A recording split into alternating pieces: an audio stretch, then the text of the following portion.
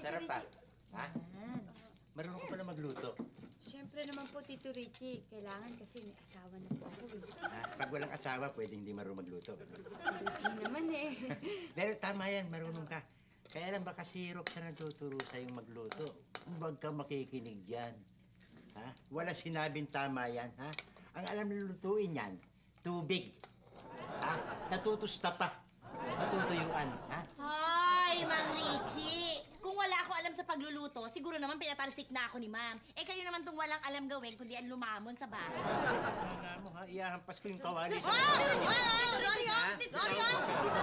Tito Richie! Sasansihin ko na naman mo. Mama! Tito Richie, nagluluto naman po ako. Nagpa-practice pa ako. Sandali lang po. Tubo ng dila nito eh. Pero baka hindi mo alam, Roxanne, ha? Nag-cook ako sa 5-star hotel. Baka hindi mo alam. Nagsawa na lang kaluluto.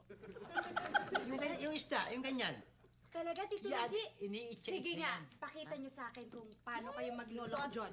Para naman sige nga, makita nyo nga, Mang Richie. O, sige nga. Bigyan exhibition. Asan? Adoro yung Mang Richie. Yung bunganga mo!